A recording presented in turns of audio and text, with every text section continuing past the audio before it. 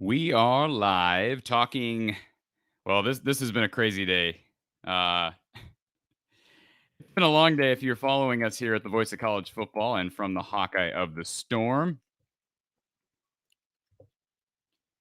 And we are here talking about Iowa's, yes, their 27-17 victory over the Iowa State Cyclones. So, how about this game? Certainly a lot to get to. We're anxious to talk to our good friend Don Patterson, who should be on shortly with us. But a lot to uncover from this game. And I was so happy as we straighten out our camera here. So happy to be wrong. So happy to be wrong. I was right last week on my pick against Indiana. I was proud of that. But I am very proud to be wrong today. Iowa with the, again, 27-17 win over the Iowa State Cyclones. And we are taking your calls today. Again, Don Patterson will be here very shortly. We are taking your calls, 860-499-3332. We want to talk to you. We want you to run this show. We don't want to hear from me. And, of course, we want to hear from Coach Don Patterson, who will be with us shortly. But what a game. Iowa really struggling early on. It looked like Iowa State might jump out to a 2-score lead early. Iowa just stuck with it. Obviously, we're going to get to the defense, how impressive this secondary is, and the linebackers. I thought the linebackers played exceptionally well right now, and they are just elite from, I think, if you look at these two units and you compare them, again, you hate to play the comparison game because, of course, every team is different. But if you look at its team, I compare the linebacking core to the Josie Jewell, Bo Bauer year. Of course, Ben Neiman was also on that team. But certainly impressive. So we are, again, recapping this game. We are just making sure everything is working correctly. I want to make sure our Wi-Fi is not causing us any issues here.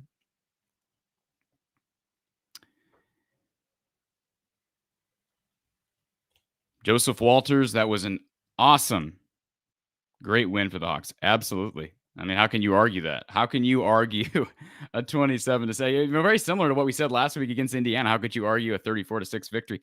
And I was kind of playing devil's advocate. I said, I wasn't real impressed with the offense. I kind of leave this game feeling the same way, but at the same time, I saw improvement from Spencer Petrus. I did. I saw improvement from Spencer. The defense looks really, really, really, really, really good right now. All right. Now, they gave up some plays late. I'm sure Don will want to bring that up. And certainly that's something that, Phil Parker will be trying to correct. But you just cannot argue with this defense's performance today. Hawkeye Howard, you were right again. Hawkeye Howard called 12-0. So you got a long ways, Hawkeye Howard, to get this one correct. But you did tell me they would win today. And I don't want to call myself a doubter. I'm as big a homer as you're going to find, but certainly happy with the win. And we're going to, again, just making sure that our stream is working on all of our feeds. And it appears that it is. We are live on 3 different channels, the Voice of College Football. We're on at our main channel, Mark Rogers at the Voice of College Football. We are on at Big Ten at the Voice of College Football. And we are on, of course, at Iowa, the Voice of College Football. And again, we are looking forward to this next hour, talking with you, the fans, and Hawkeye Howard. The Hawks shame the clones. I can say that now with a happy face. I would totally agree with that. Charles Spencer dominated the trenches. Yes, they did. Now, the offensive line, let's call a spade a spade. The offensive line struggled early. There's still some work to do on that offensive line. It's a young line. If you heard our broadcast earlier, it sounds like Kyler Schott will be back next week. Little birdie, if you didn't catch that update, check one of our live streams from earlier today. Sounds like Schott will be back next week. That would be huge. Certainly probably don't need him back, although I don't want to look past Kent State and Colorado State. But I would guess that I was going to be cautious with him, and rightfully so. I'm going to send a text here to Don Patterson.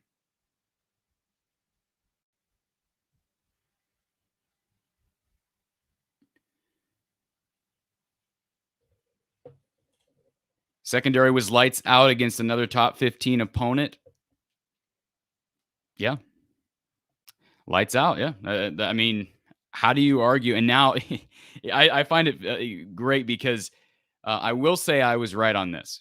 All right. Preseason, I said that this secondary, and I'm not the only guy who said this, but I said this secondary looks as complete as I can remember a secondary at Iowa looking since maybe 2009. I think that was if I recall, Amari Spivey, Sean Prater, Tyler Sash, Brett Greenwood. That was a pretty darn good secondary. I think everybody would agree with that. But this secondary is, I think, right up there with it. Now, small sample size, but the strength you have at the cornerback position with Matt Hankins, with Riley Moss. You have Riley Moss with 2 interceptions last week that both came back for a touchdown. You have Matt Hankins with an interception this week, or excuse me, 2 interceptions this week, one that nearly came back all the way. They are really complete right now. Jack Kerner looks really good. He had a beautiful open field tackle early in the game against Breece Hall. We saw Kayvon Merriweather. I think he's continuing to improve week in and week out. And again, the growth from this linebacking crew, I think, is the biggest story from this performance today. I really do. The 2 interceptions from Hankins were great, but what we saw out of Justin Jacobs, man, that guy is all over the field. Justin Jacobs has been, I wouldn't say a surprise, but he has made a jump. All right. And he needs to be on the field a lot. And so does Seth Benson. So does Jack Campbell. And they all made huge plays today. The defensive line, showed tremendous improvement. And Charles is right. A lot of this was rushing with 4. Now, they did send blitz at times. I thought Phil Parker really called a well game. I mean, a really good game. This was a game where Phil, he doesn't blitz a lot. I thought he blitzed a little bit more than we're accustomed to seeing. But I thought he was timing these blitzes well. 1 or 2 plays, they got burned in the first half on a blitz that was picked up. But for the most part, I thought these were well orchestrated, and Iowa was able to take advantage of an offensive line that I thought would look better, frankly, out of Iowa State. And they got hits on Purdy. I don't know what was going on with Purdy there at the end. Was he hurt? Was it a performance thing as far as why he left the game? But boy, Iowa forced this. I mean, this was Iowa. Whether he got hurt or not, certainly the heat had to play a bit of a role. Joseph Walters asks, didn't think we would get another defensive touchdown, Corey. I don't think I said that, Joseph, but I did say you can't count on 2 pick sixes in the same game. They didn't get a single pick 6 today, but they did get the fumble force, which was recovered for a touchdown. So I'll give you that. And again, if I said it, I'm fine. I'm fine with being wrong. All right, let's roll down the list here. Alabama football fan, roll Tide. Thank you very much, Alabama fan. I saw Alabama took care of Mercer, but we appreciate the support up here in Iowa. And yes, big day for Iowa, big day for just this program. I mean, I flash back, and I don't mean to broaden everything and take this thing big picture right away, but I think back to last summer, and you have a team that dealt with some off-season distractions. Not saying they were inappropriately launched at this coaching staff, but they were distractions nonetheless. Perhaps deserving distractions. And it was a situation where you lose game 1 amidst COVID. You lose game 2. You blow a 17-point lead against Northwestern game 2. You have a quarterback who people are already calling to be benched. And then you win 6 straight. You win 6 straight. You manage your team. Your team has very limited COVID issues. In fact, the only reason they didn't play against Michigan, against Missouri, was because of Michigan and Missouri. Iowa took care of business off the field and on the field. And so here we are this year. You've got an Indiana team who's number 17 in the country preseason. You've got an Iowa State team who's number 7 in the country preseason. Iowa beats both teams by double digits.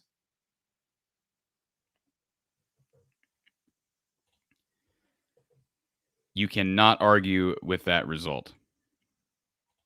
Charles, Iowa State will probably win the Big 12. Don't be fooled. I wouldn't count on that today.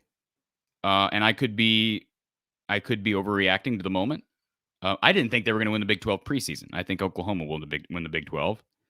I certainly could be wrong on that. But this is a very good team. Just like Indiana's a very good team. Indiana's going to have a really good season. I don't know if they're going to win the East. Of course, Ohio State lost today, but it wasn't a Big 10 game. I could see Iowa State winning the Big 12. I think they've got a good chance at making the championship game. I'll say that. I think they're still probably the second best team in that conference, at least in my mind. Jared, a good friend of mine. Spencer slinging it out there in the first half. He really did. I mean, let's take a look at his numbers because the numbers aren't that impressive. Why is there a dash mark in there? Let's update this to make sure it looks okay. All right. Spencer Petrus, 11 of 21 for 106 yards. Felt like a better performance, but you know what? I said last week you can't count on 2 pick sixes, but they kind of did the same thing they did last week. I mean, just a dominant defensive performance, and Petrus did make a couple of really nice throws. All right. Now, didn't have as many drops. He did have one drop, as I recall, Sam Laporta at a big time at the first down marker. I believe it was a third down pass play, and Laporta dropped a pass that would have advanced the chains, and that hurt. But for the most part, his receivers caught the ball better today. I still think they need to get Tyrone Tracy involved more. Charlie Jones is playing well right now, not only in special teams, but also in the receiving game. And that was a good surprise to have him out there because it looked last week, at least to me, that he was hurt. Let's add former Iowa coach Don Patterson to the mix. Don, it's a great day to be a Hawkeye. I'll start with that, and I'm sure you are about as ecstatic as we are. Iowa with the 27-17 victory. Give us your initial thoughts. Well, my initial thought, Corey, I'm so happy for the coaching staff and the players because maybe most important, it validates our plan. That's our plan of how we play football. On defense, we keep the ball in front of us. We don't give up big plays. We're always reacting to the ball when it's thrown. Our defensive linemen do a great job of getting their hands up. Here's Joe Evans causing another interception with a tip pass. And, of course, Wagner, I believe, had two tip passes. So those things all start to add up. Plus 4 on turnovers, of course, all but guarantees a win. And it was nice that we could take such advantage of the turnover situation in their own stadium. We have a lot to untangle on this show, Don, and I'm sure fans, we've got a ton of comments flooding in here, so I want to get to those. But before we do, last week I used the word elite to describe the secondary, and maybe that was, again, reacting to the moment and overreacting to the moment, frankly. But now we've had another game. We've had 2 games total against 2 very good opponents. And I'm thinking maybe I wasn't overreacting. Don, is it too soon to say that this secondary has a chance to be really, really good? Yes, I do think they have that opportunity. And the DBs would tell you it all starts with the pass rush. It all starts with the underneath coverage.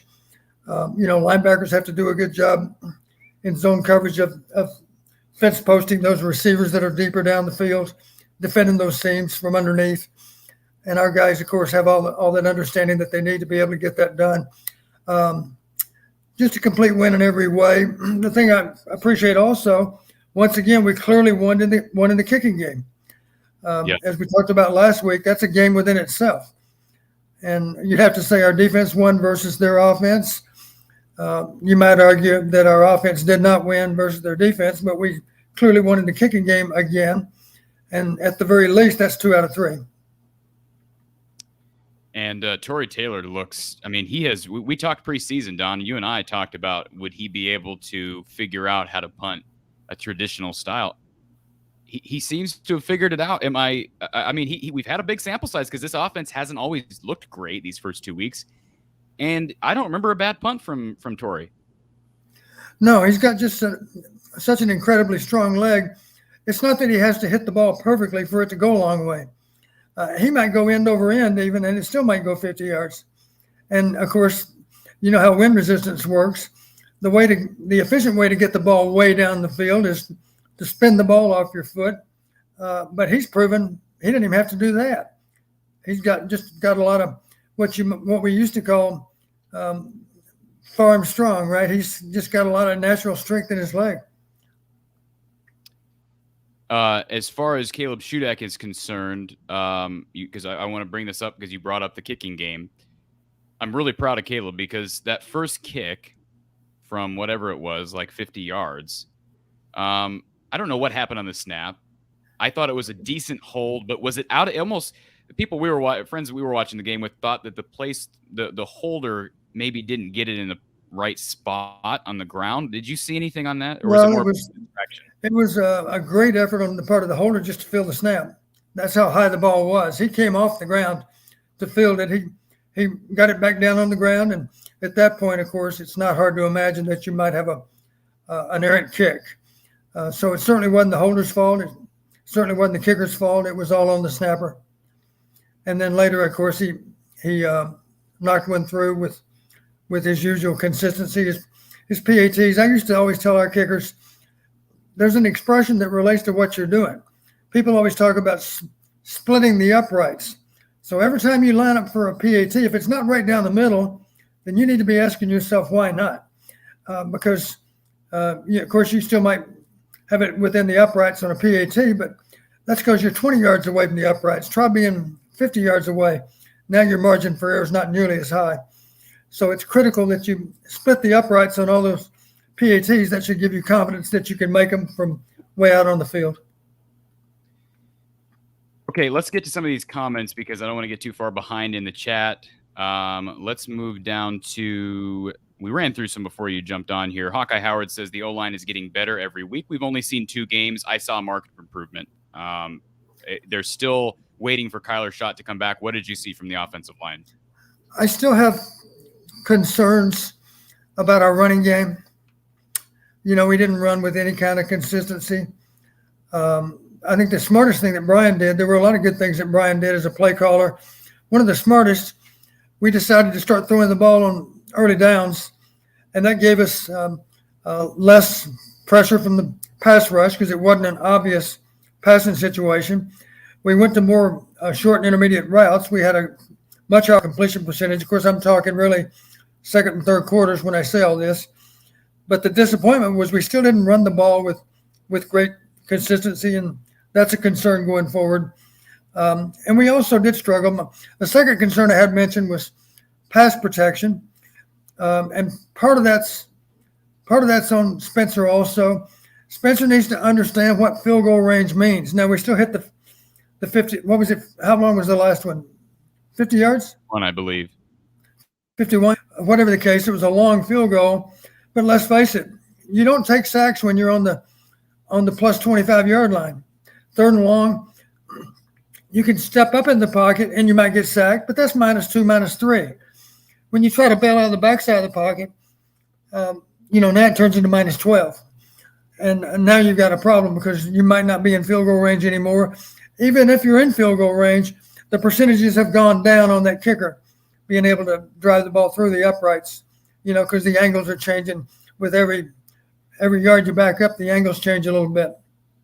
Yeah, and I noticed that was one of the things I had written down, just awareness of where you are on the field. And Spencer's had this habit, in my opinion, from what I've seen year 1 to year 2. He makes interesting decisions, not always good decisions, not usually decisions that lead into interceptions, at least. I'm thinking back to the first 2 games, obviously kind of turnover plague, but even past that, moving on throughout last season, just interesting decisions that didn't result in turnovers. But again, taking sacks when you're just on fringe field goal range. He did that, 3 or 4 times today, Don? You would think at some point, wouldn't you, that Brian and Kirk takes him aside and says, look, whatever you do, you cannot take a sack there. Well, based on the way he reacted in those situations, you wonder if it maybe wasn't addressed on the sideline. It's kind of hard for me to believe that it wasn't mentioned when he came off the field. Hey, you got to have an awareness, Spencer. We're in field goal range unless you take us out of field goal range. So please understand, we don't want you to try to bail out of the back of the pocket. You know what I mean when I say bail out of the back. Oh, yeah. Mm-hmm. He doesn't have if he was quicker and he could break contain and buy all kinds of time, that's different. But he's not quite quick enough to be able to escape that edge rusher. And the only thing to do at that point is step up in the pocket. You might be able to slide left or right based on the penetration of the interior lineman. And at the very least, you're tackled for a short loss. Okay, so we talked a little bit about Spencer's struggles still, but let's give him credit for what he did do. Charles Pinster says Spence made some NFL throws out there. I made the same comment on at least the throw to Charlie Jones. Jared says the same thing. That one to Charlie Jones was a dot. I mean, that was a pretty nice throw, wasn't it, Don?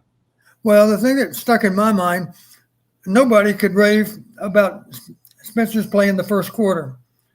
And that wasn't surprising at all. It's the first time he's been in front of a hostile crowd. He's a little bit anxious. I think we had a lot of players on both teams that were a little bit anxious early on. Both teams were messing up here and there, and nobody really got any traction in that first quarter. But in the second quarter, and I give Brian credit for turning more to short and intermediate passes on early downs. Yes. I think it made all the difference. We weren't running very well on first down anyway, and Brian thought logically, or maybe it came from Kirk, we don't know, but somebody had the correct assessment. Let's think about throwing the ball more on early downs, because let's face it, Spencer seems to throw better when it's not third and long, and that's true for all kinds of quarterbacks. But the thing that impressed me so much is he stepped up in that second quarter when the game was very much in doubt and made all kinds of good throws. And our receivers, in particular, Charlie Jones and Sam Laporta, those guys came through with some big-time catches too. Lachey had a nice catch as well, as I recall, in that second quarter. So that was all good to see. But my concern really offensively is, can we run the ball with better consistency? We're not really knocking people off the ball like we might. Here's another good wrinkle. There are several good wrinkles that came to play. Here's one I liked. How about being in the shotgun with your fullback back there in the backfield with you, and then letting him carry the ball? Nobody on Iowa State's side of the field expected that to happen. I didn't expect it to happen either. But we had first and goal at the 9, and our fullback gains 5 yards on first down. That's a home run. 5 yards on first down from the 9. I used to sometimes say that's the worst place on the field to be involved with red zone offense is first and goal at the 9, because that is a hard 9 yards, or even worse, 9.5, if you're barely inside the 10. But that was good to see that we had some wrinkles there. They gave us a good wrinkle as well. You remember a couple of snaps where they snapped the ball to the running back, not to the quarterback. They then carried out a fake to the quarterback, and logically now, instead of the quarterback keeping the ball after he fakes to the back, it's the back keeping the ball after he fakes to the quarterback. You got a better runner coming around the other side, and they did it twice, and I think it was effective both times. But here's another good call, and this is the kind of thing I appreciate as an old play caller. We had 3rd down and 6 in the fourth quarter, and Brian made a great call. I don't know if you remember it, but here's what made it a great call. It was a call based on the game situation we were in. He ran a double cut on 3rd and 6. That is a great call because, let's face it, they might be motivated to try to get a pick 6. So would it be hard to imagine that corner might jump that short, what appeared to be a short route? No, we didn't hit the double cut. They still played it. But the point is, it's a safe play because it's either open downfield or it's covered. And at that point, if we have to, we can just throw it off the field even. But the point is that throw is not going to go the other direction. And it's the perfect time to throw the double cut when you expect them to attack what appears to be a simple out route. We agree with Paul on this comment. Let's move down the list here. There's a couple comments that I wanted to get to. Charles says, I think Campbell was trying to keep Purdy's mental game. The linebackers were really good. I'm not quite sure what Charles means by that, but the linebackers were very good. I have written down in all capital letters, Don, Justin Jacobs. Absolutely. I mean, what a game. Talk about a huge play. You know, he was blocked. He fought off the block. I'm talking about when they were coming off the goal line. And he obviously got to the ball. Hall has good ball security. He's not a fumbler. But if the ball gets hit with any kind of strong force on the part of a defender, then the ball may pop out, and it did. And of course, Campbell was right there to take advantage of that opportunity, and nothing better than a defensive score. As we've discussed, that percentage of win, if you have a defensive score, is awfully high. thanks to Iowa, we're pushing that percentage even higher. Yeah, absolutely. And of course, Justin Jacobs, the forced fumble, you alluded to that. The scoop and score by Jack Campbell, the interception by Seth Benson. This is a really good linebacking unit, it seems like right now. And, Iowa likes to play a lot of cash with Dane Belton, but I have a hard time seeing how you can keep Justin off the field. Yeah, they're both good solutions based on personnel. Here's another guy I want to call out because I don't think we talked about it last week, but I did have a chance when I was over at practice on Wednesday. I had a chance to get Joe Evans' attention, and I said, Joe, congratulations to you because you caused an interception last week. And I don't know if you remember the play or not, Corey, but it was a pass rush situation. He got kind of hung up inside. The quarterback went wide. Of course, it's not your normal quarterback. It's Penix. And Joe gave a great effort to sack that quarterback, and that's precisely why the quarterback threw the ball is because Evans was going to get him. And today, lo and behold, it's another great effort by Joe Evans. This time the ball simply gets tipped up in the air, and of course, I believe it was Hankins that was waiting on it. It was one of Hankins' 2 interceptions. So just outstanding effort gets rewarded right and left. And the thing I like about it, again, these are the same preachings and teachings that the coaches have been given to the players. So the beauty of a day like today, Corey, it validates all that teaching that our coaches have been doing. And it confirms with the players, these coaches know what they're talking about. If we continue to listen to them, how good can we be? It's easy to be excited about what might happen over these next few weeks. Certainly is. I do have the box. Do you have the box score yet, Don? I can get you the box score. I do. You do have it. I want to pull that up here. Let me filter through the comments while that's loading. Paul says, if Spencer grows up, we could run the season, period. I don't know if he means run the table.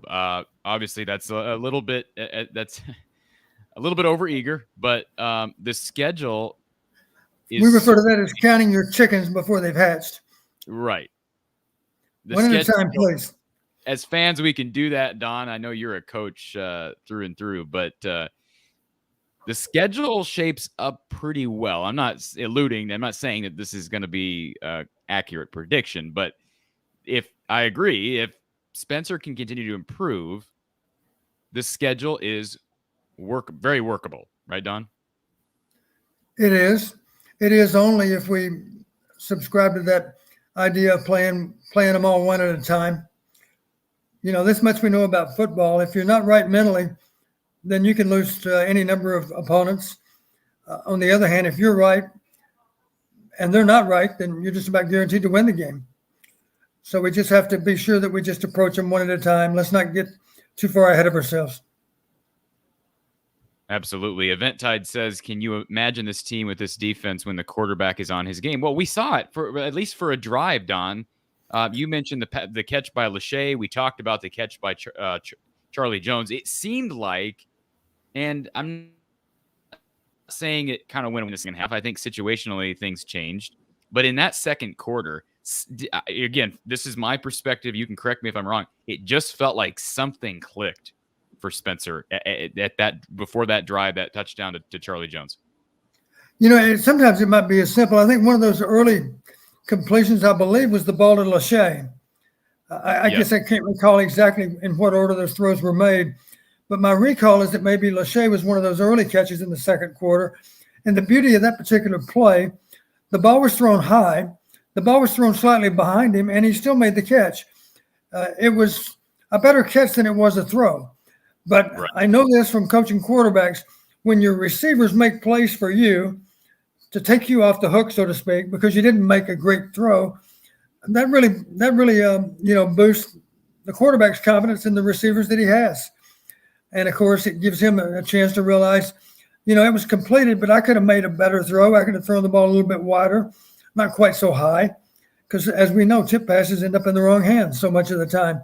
But Lachey made a nice play on it. And from that point forward, we made any number of catches, a lot of which were routine plays.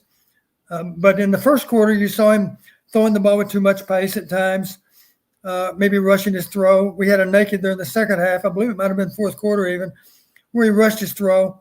The announcer, even, I think Herbstreit even commented, if he hadn't rushed his throw, he rushed it and threw it high to the outside receiver. But the backside tight end on the over route was the one that was opening up. If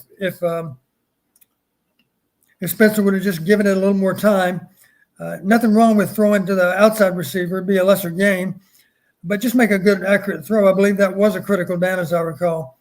I think it was a 3rd and 6 maybe, and we overthrew it and we had to punt. And that drive, that touchdown drive with Spencer and of course Charlie Jones, you mentioned Lachey, seemed like that was also when Brian really started to give him credit. He did start to make just giving Spencer easier throws to make, and he also really made a concerted effort. To me, it seemed like making a concerted effort to get Tyler Goodson the ball in open field. And even though the lanes weren't always there, running the football up the middle, it seemed like when you got Tyler, obviously when you get Tyler in open field, good things happen. Yeah, there's some truth to what you say.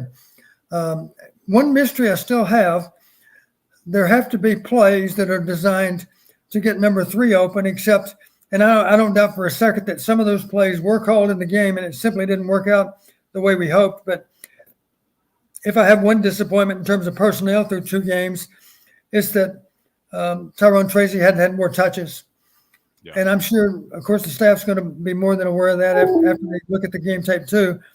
And going forward, I'm sure they're going to make an effort to get him more involved in the offense than what he was in game 1, game 2. Absolutely. Let's get down the list here. I know you're probably not into polls this early in the season.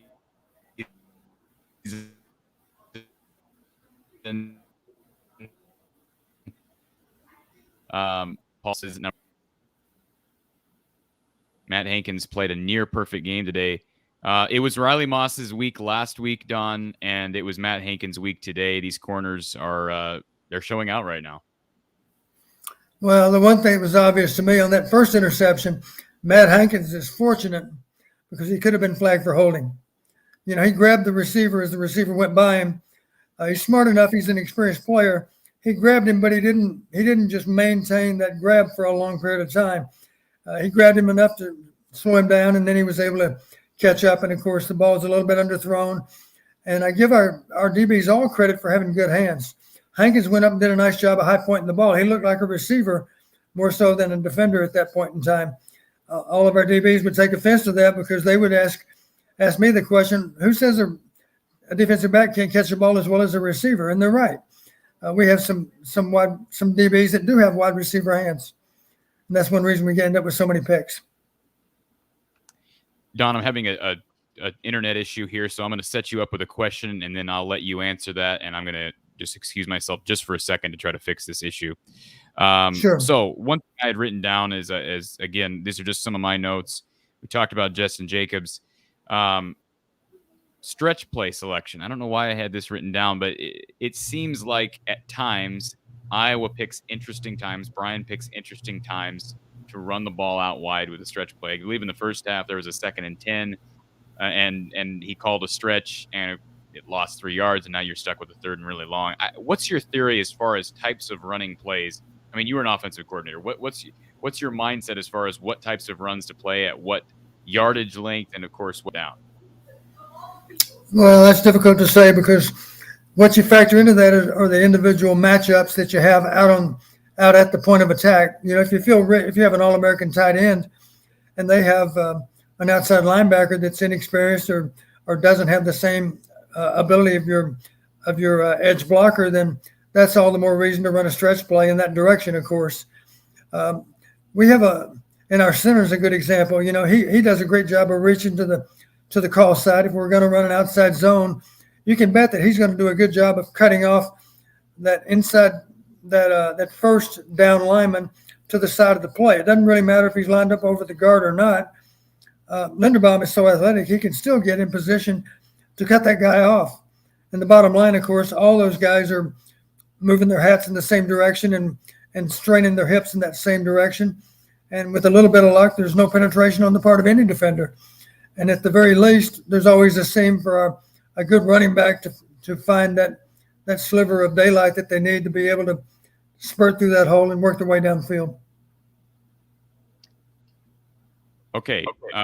We're happy we got time to talk about good things, but it seemed to me that Iowa maybe put in some of their backups a little bit too soon. But again, we said last week that they waited too long to put in their backups. So which is it, Donna? Are we just looking in hindsight too much? You're talking about that last drive that Iowa State had where they just made me a little bit more nervous than I would have preferred. Yeah, I don't know exactly who was in the game at that point in time. I thought it was a mix of defensive starters and backups. Maybe I'm wrong. Maybe it was mostly backups at that point in time. I do know this, and maybe it's worth talking about. I was a little surprised that number 15 left the game for them with that much time on the clock.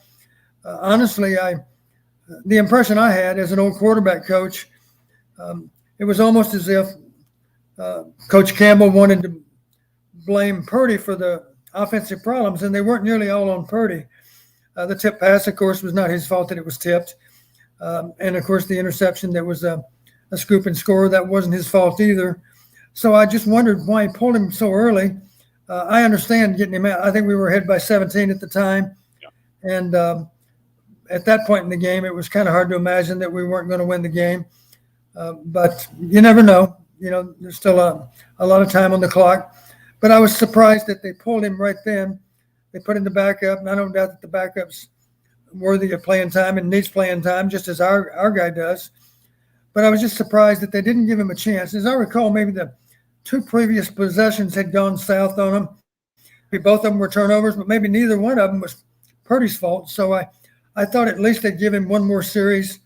Hopefully that would produce points, and then they'd get him out of the game. But it didn't work out that way. Of course, the thing we don't know is exactly what kind of mental state Purdy was in when he came to the bench. Maybe there was some rationale for doing it. I would imagine Coach Campbell's going to be asked why he pulls Purdy at that point in the game, and I'm sure he'll have a good reason for what he did. And it's kind of hard for us to really know what might be going on their bench at that point in time.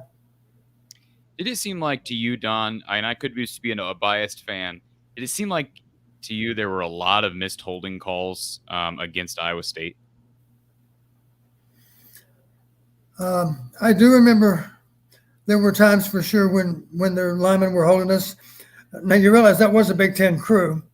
That's the way that series works. When we play over there, it's a Big Ten crew. That topic came up, and I did not realize. Yeah, and when they play here, then it's a Big 12 crew. That's the agreement that both sides have. So I don't know. I don't know how the penalty shook out in the end. But do you hear? I thought there was some holding going on both sides, to be honest with you. Then that number 9 for them, wasn't that his number, the edge guy that's so good? Our tackles have trouble with him, of course, right? Because he is a difficult guy to block off the edge. He's a little bit like a fresh Joe Evans. He's quicker than the average defensive end, and it's a mismatch problem for any offensive tackle, especially when the guy gets a really wide alignment and just flies up the field. That's difficult for any offensive tackle to handle. Charles says Spencer missed a couple of potential big gainers locking in on the first read a couple of times. I said the same thing. It seems like, again, Spencer at times goes through his reads, but at times he gets locked in. Even on the drive where he had a couple really nice throws, they happened to be his first read. At least that was my vantage point from my couch at home. Yeah, the other one that comes to mind for me, there was the fade route on the goal line. There was the truth of it is Laporta had his guy beat. If Spencer just gives the ball a little more loft and still drops it into the corner of the end zone, Laporta will make that play, I do believe. But that's a ball that Laporta simply couldn't get to. That's a touch throw. It's not easy to make that throw, but obviously I don't know for sure what Laporta could have done better on that particular play than what he did. James Hemmer says, Petrus had a good second quarter. Do you just think he didn't adjust to their adjustments in the second half? I didn't think he played poorly. And let's pump the brakes a little bit. Spencer only threw for a little over 100 yards. He was not, he had one really nice drive. What are your thoughts on this comment from James, Don? Of course, he certainly had different productivity in the second quarter than the first. And without knowing what the numbers were, we didn't ask him to do a whole lot in the third quarter. That's when we had the scoop and score, as I recall. That's when we had another turnover that it produced a field goal. So I thought, based on our play calling, he executed okay in the third quarter also. I didn't think he certainly didn't go back to the play he had in the first quarter. In the first quarter, he looked rushed at times. He threw the ball too hard a couple of times on short throws. The timing on one drive route to Goodson was not good. Goodson didn't expect the ball so quickly and never really saw it. But I thought that Spencer, if you eliminate the first quarter, I thought you'd have to give him a good grade on the second, third, and fourth quarters. He definitely improved his game from a week ago. It was good to see it, in large part because it was a hostile environment. And to do it in Kinnick when you got the support of your fans is one thing. To do it on the road, to me, is a bigger accomplishment. I have the penalty numbers here for you, Don. Iowa ended up with 5 penalties for 50 yards. Iowa State with 4 for 25. But as I recall, at least several of those penalties for Iowa were on the last drive or two for Iowa State, where I think some backups were. It just seemed a little bit disjointed with some of those reserves on the defensive line. I think Iowa played a pretty clean game overall. Yeah, we have a lot to be proud of because you like to think that you can be in midseason form even in September, and we've actually gotten that accomplished 2 for 2. You certainly have to say we're 2 for 2 in terms of defensive performance. Offensively we can do better, but part of that I can certainly understand. Part of it is simply that we're playing some guys that are lacking experience. They haven't played a whole lot of football yet. They're going to get better because they're good young men and they're well coached, and they'll learn from their mistakes from week to week. So I have no doubt that we're going to get better over the long haul, and there's a lot of reason for optimism with this football team. Imagine this. Would you rather be in our shoes right now or the shoes of an Ohio State fan? Ohio State has got a wonderful passing game, but they have difficulty running the ball, and they don't play very good defense. Who plays better defense, us or Ohio State? That's easy to favor us. So I like our chances against anybody in the Big Ten. And having said that, I'm still scared of everyone in the Big Ten. You got to be ready to play every time out. Do we have a chance to end up as the best team in the Big Ten? I think we absolutely do. That's a realistic goal for this football team. Yeah, and this Caesar says Iowa is now the Big Ten favorite either division. I probably wouldn't jump to that yet. Ohio State. No, at this very moment, I'm still glad we don't have to play Ohio State, at least until the championship game. And this is still week 2, so lots of time for them to figure things out. Jared Barger, a contribution to the show. We appreciate that. Hawkeye Howard says the run game will be there. We just have 2 weeks of good D lines. I'm trying to piece this message together. I agree that the run game will improve because they're going to get Kyler Schott back. It sounds like, from what I'm hearing, Don, that Kyler Schott will be back next week. Again, things can change. They may choose to be extra cautious with him. But if he is back next week, that provides a level of stability that Iowa's not yet had at offensive line. Good point. Yeah. I do know this because I've done some analytical work on Kent State already, and they have issues in defending the run. I'm basing it on last fall they played 4 games. Others were canceled. They played VMI today. I don't know the score, but I'd be shocked if they didn't beat VMI. And the bottom line is that I think they are more susceptible on the ground. I'll be very surprised if we don't come out and run for a lot of yards next week. And I'm just basing that strictly on the difficulty that Kent State's had against good teams that can run the ball effectively. They've struggled to stop them, and I think we're going to be one of those teams. This was a comment, and you were not a part of this, Don, but we had a preview show with Levi Stevenson of SB Nation. He's an Iowa State writer, and he kind of made the inadvertent claim during our show during the week that Iowa State was better at every position except the corners. And I told him, matter of factly, that I thought Iowa's linebackers were better. And we kind of had a back and forth. But the real Hayden sort of throwing a little shade at Levi Stevenson and the Iowa State media there. So we appreciate that. You are welcome to call us if you have a question for Don. He's able to take your questions, comments, or if you just have a concern, whatever it may be, call us 860-499-3332, toll free 860-499-3332. And yes, the real Hayden. He's talking to Levi Stevenson. Okay, Joseph Walters, first quarter was just running the clock down to put the game away. Final quarter, was just running the clock down to put the game away. Spencer had a good game. Yes, he had a good game. Again, I would say it was, I don't want to say pedestrian. He had moments where he shined, and he had moments where, again, he needs to improve. We do have a call here, Don. Thank you for calling Iowa Postgame at the Voice of College Football. Who do we have on the line? Hi, this is Jared. Hi, Jared. How are you? Good. How are you doing, Corey? I'm good. Do you have a question for Don? I do. So we know the defense is solid. Well, more than solid. They're elite. But we know what this defense is. But looking at the performance of the offense today, what are your thoughts going forward? Are they going to continue to get better every week, or are they going to have a ceiling? And where is that going to be? Don, you want to take that? Sure. I think they're going to get better. And I base it primarily on the fact that we got some inexperienced players playing in the offensive line. I think the numbers are a concern. Let's face it, we had a total offense of 173 yards today. Well, let's give if you're an Iowa State fan right now, you're not concerned about the defense. The defense still performed well today. We put up some points against them, but let's face it, we had the benefit of turnovers. We had the benefit of a superior kicking game, and that had a lot to do with our point production. But I think we have to get better on offense. There's no doubt in my mind of that. But I do think we will.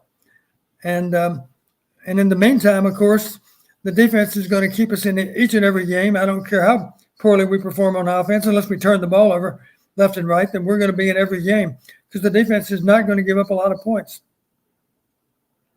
Anything else, Jared?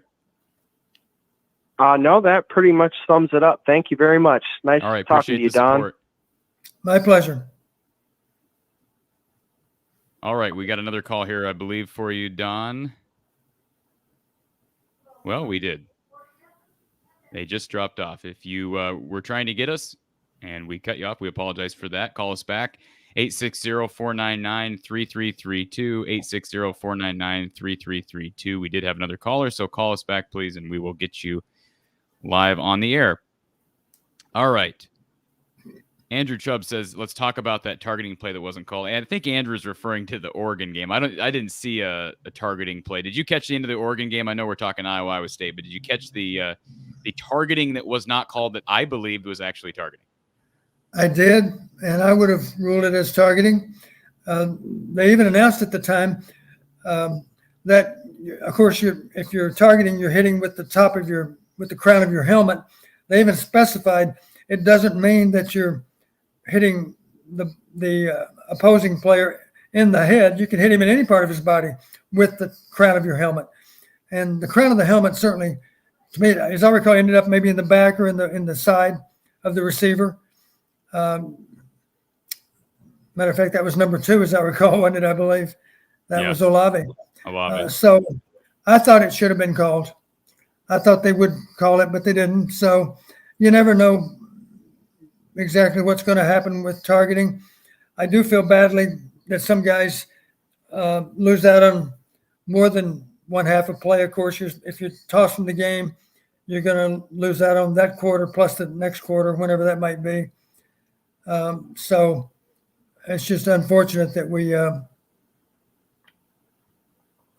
to live with the rule the way it is, because it's still subjective. Even after you have instant replay, obviously, it's still subjective. I mean, there's some guy looking at a replay, and generally they get that right. But in this case, it appeared to me that they made the wrong call.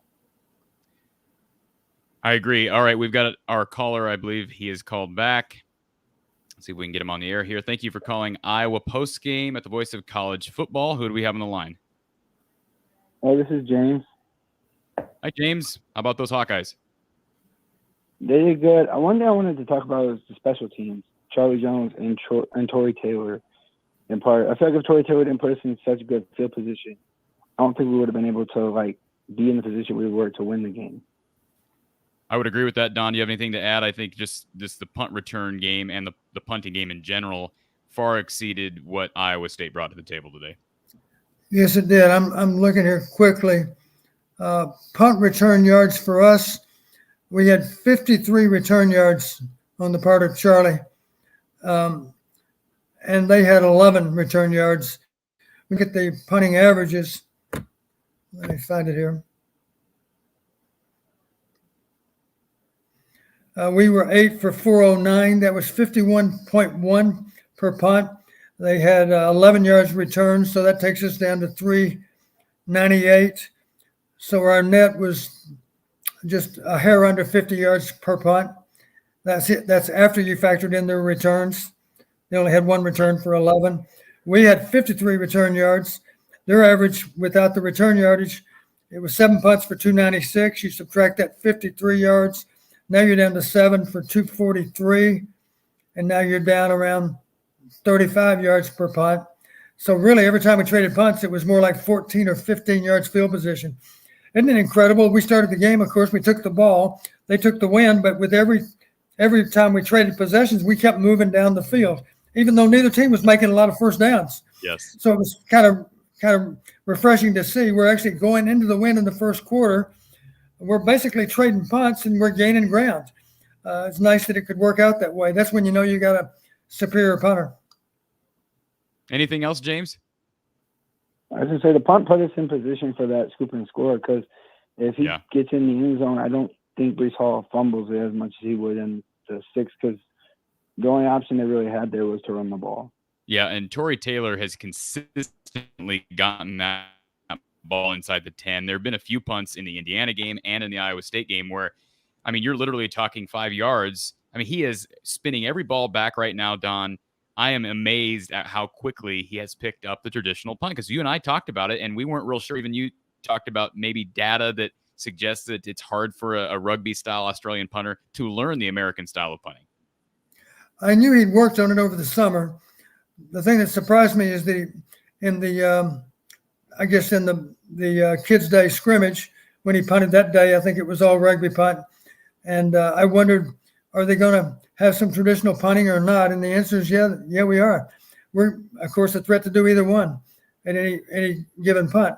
So that's good to see, but it's just amazing. And let's not overlook another stat. The thing you appreciate about Charlie's got such reliable fielding ability. You never worry about a punt hitting the ground unless it has no choice but to hit the ground. Yep. Let's contrast that with jersey number 1 for them. I don't even know who he is, but he lost his nerve right at the end. He was lucky the ball didn't go off of him, but the ball hits the ground, and I think it bounds about at least 20 yards, if not 25 yards, to add on that much more field position. Of course, that's one reason that our punter averaged 51.1 is that ball hit the ground and rolled for quite a ways. Anything else for Coach, James? No. Thank you for taking my call. Go Hawks. Appreciate the call, James. Go Hawks. All right, we've got another call here. We've got a couple in the queue, so let's go ahead and, again, get our questions from our listeners. Thank you for calling Iowa Postgame at the Voice of College Football. Who's this? My name is Samuel from Colorado, and go Hawkeyes! Also, Iowa State is totally trash. I hated how they played. Well, we appreciate the fandom for you. Did you have a question for Coach?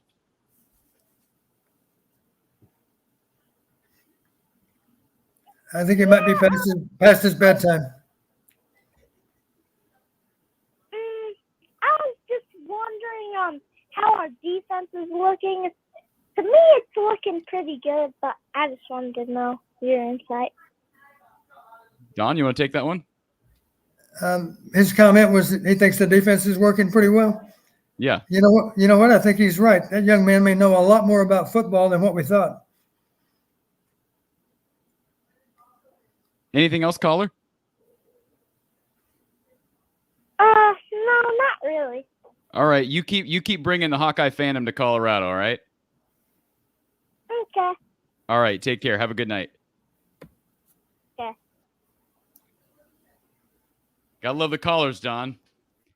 All right. You're right. Let's not overlook too Shudak's kickoffs again. Again, kickoffs deep in the end zone on both ends of the field. It didn't really matter where the wind was. Yes. Somehow his kickoffs, they track really well even into the wind. So it's kind of nice. The only thing I guess that makes me worry a little bit is we have no way of judging our coverage unit because nobody returns kicks against us. But I guess that's a good problem to deal with. Absolutely. We do have another caller here. Thank you for calling Iowa Postgame at the voice of college football. Who is this? Hey, Corey, it's your boy, Casey Lightning. Hey, Casey Lightning. How are you? I'm doing good. Hey, my question is, what do you feel like the ceiling is for QB1 here? I feel like he's doing well. I do feel like, though, he's not making the progress that we would expect year over year. And I do feel like that while Petrus is making good throws and he's throwing better touch, he's just not quite gathering the yardage and just the continued drives that we were expecting. What do you think? I can take this one first, Don, and then you want to give your thoughts. I just think it's early. I mean, I know that all of last year we heard this coaching staff talk about how Spencer hadn't had a spring practice, and that was all true. And these first two games are tough. These are two, I think, good defenses. Indiana, I think a really solid group of defensive backs. Iowa State, probably the best defense in the Big Ten. So I would, I've been very patient with Spencer. I think a lot of fans last year were ready to call it quits on Spencer. I didn't really agree with that at any point. I questioned it late in the season when we weren't seeing the type of improvement that we expected. But let's just wait and see. He's got a couple more weeks here against some teams that Iowa should beat. I think we can all agree with that. They should win these next two games. So, you can't argue with 2-0, and certainly you don't think about a quarterback change. Don, you have anything to add about Spencer? Well, I'm reminded of one of Coach Fry's old comments. I think it went something like this. You have to dance with who brung you. Meaning, you have quarterbacks within your program, and obviously you play the best one the most, and the best one, without question, is Spencer. Do we want him to improve? Absolutely. Do I think he will? I think he will because he's a conscientious young man. He's a very bright young man. Our coaches are going to help him in every possible way. They're going to school him the right way and teach him how to handle any and all circumstances. And let's face it, you heard me say maybe before, quarterbacks, when you win, they get too much credit. When you lose, they get too much blame. So right now, Spencer's getting, on the part of some people, getting more credit than he deserves, I'll admit. But that's okay. That's the nature of the beast. And I'm sure Spencer understands if we do drop a game somewhere along the way, he's going to get more blame than he deserves then too. So it just goes with the territory. It is what it is.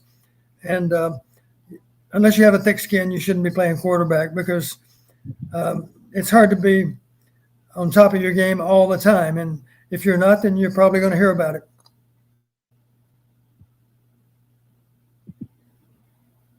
Anything else, Casey? Good points. I appreciate it very much. Good show, guys. All right, go Hawks. Thanks for calling. We do have one more caller here. I want to, and that's not the question. Let's get to our next question. All Country Boy, he says Kirk said Iowa should be 4th or 5th.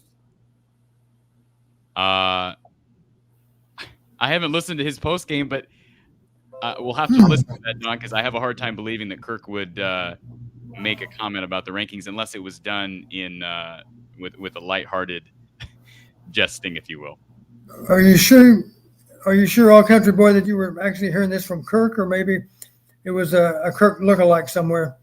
Is it Kirk? Is it a sports bar that you ran into Kirk, or I doubt that Kirk would say that, but maybe so. I haven't heard the post-game press conference. All right, we do have a caller for you, Don. Thank you for calling Iowa Postgame with the voice of college football. Who's on the line? Hawkeye Howard. Yeah, Hawkeye Howard. This is the Hawkeye Howard, Don, that predicted Iowa would be 12-0. He is, what, about a sixth of the way? I can do math. A sixth of the way through to that, Hawkeye Howard. Yeah, we're getting there, and I just knew it in my heart we were going to win these two games. The only thing is, I agree with the coach, and I probably a lot of those. I'd like to see Spencer, instead of taking sacks and running backwards, run up a couple of yards, 2-3 yards. You know, you might get lucky and break one for 5 or 6 yards. I just see him running backwards, not a good thing if he would just go forward. And I just wanted to, and also to my question earlier, in those last 2 weeks, we faced two strong defenses, and that's why I say our run game will be there. Have faith. Don, I think you would probably agree with it. All right, thanks, Hawkeye Howard. Appreciate the call. Don, I know we talked about that last week, and you talking about Spencer trying to, instead of throwing the ball when you have an opportunity to get positive yardage, taking that positive yardage. Right. Not everything has to be a throwaway. It's okay to run. It's okay to flush and gain 3 yards. That beats the heck out of throwing it off the field for no gain. That 3-yard gain on first or second down obviously might be the difference in converting or not converting on third down. So it's got a cumulative effect. Looking at the rushing yardage again, our net was 67 yards, but that's a little misleading because we had minus 41 yards, a lot of which, of course, was tied to sacks. Let me see the sack yardage. Yeah, sacks. We were sacked 4 times for minus 31. We lost another 10 yards in addition to that, mostly on wide plays, I do believe. And so that gives us a lousy net of 67 yards. We actually got out-rushed 87-67. But that was in large part because of the sack yardage. The truth of it is neither team ran the ball very well. And rather than put all the blame on the respective offense, I would simply give a lot of credit to both defenses. I think both defenses are certainly above average in how they defend the run.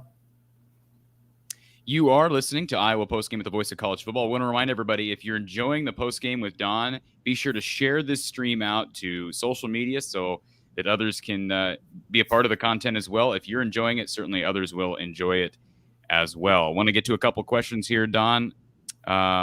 James says, was it just me or did the outside run seem better? Do you think we should run outside more? I made a comment earlier about being careful about play selection with the outside run, obviously situationally. What did you think about the outside run today for Iowa?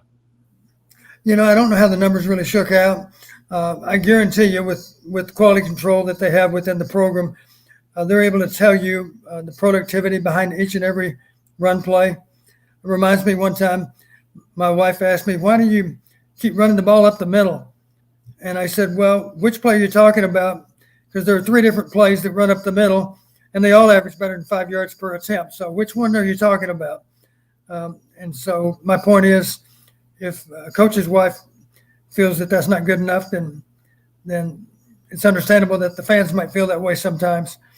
But I don't really recall that we made that many yards to the outside. I think we made more toward the end of the game with wide runs, but maybe that's tied in again to a little bit of substitution on their part. I'm not really sure who was on the field for them at that moment. I just think across the board we need to be more productive. We need to open up bigger holes up front. Let's face it, Goodson's the same good back that ran for 100-yard games a year ago in any number of cases. I think he'll do it again next weekend. Who knows what he might run for next weekend. I'll be surprised if we don't run for a couple 100 yards at least next weekend. Who knows? But certainly it'll be an easier go against Kent State than it was against Indiana or specifically against Iowa State. Iowa State's run defense is good. I think they proved that today. Roger says, great game. Don't want to diminish that at all, but like you guys, very concerned with the run game. Is it more O-line, Goodson, or Petrus' lack of consistency? I think probably all those play into it. Don, your thoughts? I think it's probably a little more the O-line than it is on Goodson. any back will tell you, if you give me good running lanes, then I'm going to be able to make a lot more yardage than otherwise. Even great backs will tell you that they still need blocking to be able to really accomplish great things. So I don't think Goodson's running style is any less productive than it was a year ago. I just think we need better running lanes to work with. But I do think, again, those are some pretty inexperienced offensive linemen in some cases. And as you mentioned, one of our best offensive linemen is going to be back with us here in another week or two. And in the meantime, of course, those other players are getting more experience and becoming better players from one week to the next. If you would like to ask Don a question, I'll say it again. Call us 860-499-3332. 860-499-3332. I do want to apologize for a few internet issues if my stream is kind of shaky this evening. We're trying to figure out the technical glitches here and make sure things run smoothly. But again, our lines are open. 860-499-3332. Charles says defense is elite. Jared, what are your thoughts about the offensive going forward? I guess this is a question for me. I'm okay with where things are at because you have 2 weeks against Kent State and Colorado State. I mean, obviously you're going to have opportunities to, I think, shore up some things when Kyler Schott comes back along the offensive line, as we talked about at length. And the good news is they seem healthy. I mean, they're not losing guys throughout these games, Don. Yeah, that's a very good point. To my knowledge, we made it through the game pretty much unscathed today.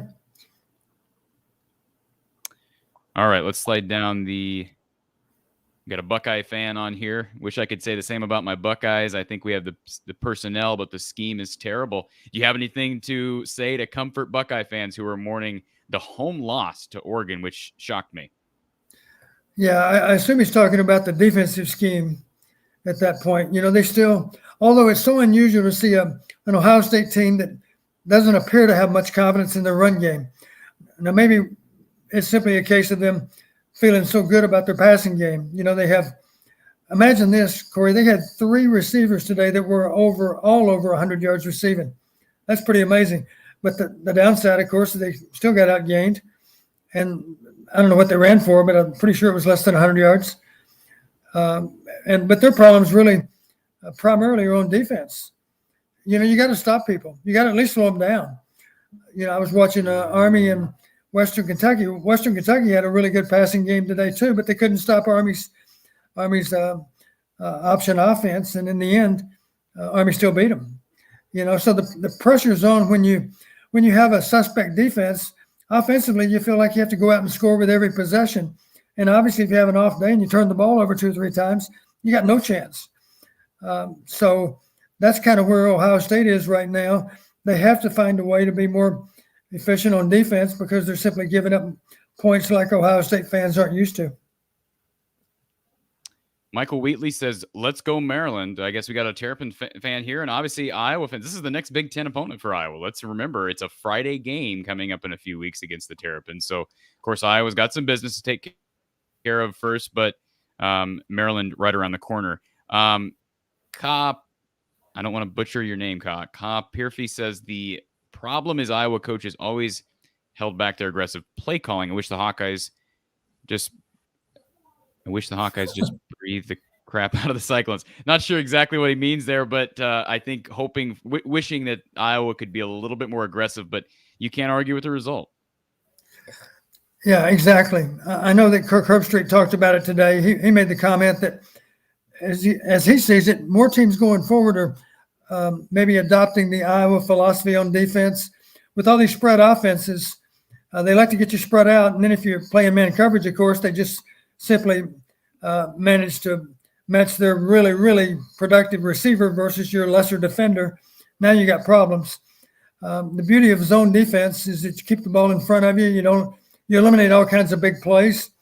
You're more likely to get interceptions if you got all the eyeballs on the quarterback when he's throwing the ball.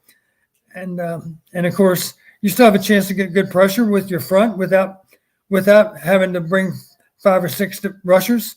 Even with 4 rushers today, we were causing problems because it wasn't always obvious the way those 4 rushers are going to rush. Lots of twist stunts up front, in some cases, they would slant 3 defensive down linemen one way and then loop another guy around to free up certain rushers and of course, to create some unusual blocking requirements that the offensive line must find a way to deal with. And if you have good coverage in the back end, now you're forcing the quarterback to hold the ball longer. Your pass rushers have more time to get to the quarterback. And sometimes we refer to that, of course, as a coverage sack. If you force the quarterback to hold the ball a long time and the pass rusher eventually gets there, it still counts as a sack. We don't really care if it happened in 2.5 or 4.0. Doesn't matter as long as we get there. All right, let's slide down the list here. We're kind of behind on this. I want to catch up on the chats. And Pro Player 2000, Iowa could win the Natty with that defense. Boy, we fans like to jump to large conclusions, Don, but I guess it's okay to do that week 2 when you got a couple games ahead that are probably very, very, very winnable. Yeah, I would tell Pro Player 2000, I don't think anybody can win the national title just with their defense. It requires offense and kicking also. So that's one component, yes, and that's an important component, but that's nearly not the only requirement to win a national title is to play great defense. I totally agree with that, Don. Joseph Walter says, can't sleep on Kent State. They are not that bad. If anybody knows Kent State, you know Kent State because of your research. Do you agree with this assessment? Well, the thing I noticed a year ago within the MAC, they won 3 out of 4 MAC games. They were pretty dominant in 2 of them. The third game was against Eastern Michigan. Eastern Michigan won their fair share of parameters, but Kent State had an edge, and the game was close, as you would expect it to be. Buffalo a year ago ran the ball like crazy against them. Of course, Buffalo's got a running back that might have led the nation in rushing. He was certainly among the leaders. Yeah, he's an outstanding back. I think he's gone now, I believe. I don't know what happened today with Nebraska and UB, come to think of it. Any idea? It's an update. We can get that here in a second, but I have been so locked into this game, Don. I watched a little bit of the Ohio State-Oregon game, but other than that, it's been all Cyhawk. Yeah, I'm the same way, and that's too bad for me because Buffalo's coach is an old friend of mine. We actually coached together at Buffalo, and he's an outstanding young coach. This is his first head coaching job, and I wish him well. I don't know how he held up over in Lincoln, but knowing the Buffalo tradition, they probably gave him a really good game. If, for all I know, they might have beaten him. I doubt it, but they might have. Who knows? Lost my train of thought, Corey. I'm sorry. What else comes to mind? Appreciate this comment from Mart 728. Felt like Petrus passes showed more touch than in any game in the past. I've said that. I'm not saying he's there, but I'm seeing more touch. He still. I could say that's true for sure. Those last 3 quarters. The first quarter, I thought it looked like the old version of Spencer too much. Like he was pressing a little bit. The ball was thrown with too much velocity at times. But I think he really settled down. And in my mind, you did see an improved Spencer Petrus the last 3 quarters. We do have a call here for you, Don. Thank you for calling Iowa Postgame at the Voice of College Football. Who do we have on the line? Vincent. You say Denson or Benson? I'm sorry. Vincent. Oh, Vincent. I got him wrong. I was thinking Seth Benson. Vincent, what you got for Coach? One thing first. I don't want to or kudos to the Iowa D. They look fantastic, and I think Phil Parker doesn't get enough credit as far as a D coordinator. I don't want to bring too much attention to him because I don't want him to get lured away from Iowa. But my question is, I noticed with a lot of the third and long plays, we're not really going to a quicker read or a quicker pass. Is anybody else seeing that, or is that just me as a fan? I can comment, Corey, if you like. Yeah, go ahead, Don. The one thing that did come to mind, I'm really thinking about those sacks when we were in field goal range. It looked like on those particular plays, now maybe we were 3rd and long in every case. I think in general we were 3rd and 7 or more. Maybe it's 3rd and 10 one time, 3rd and 7 the next. I can't recall.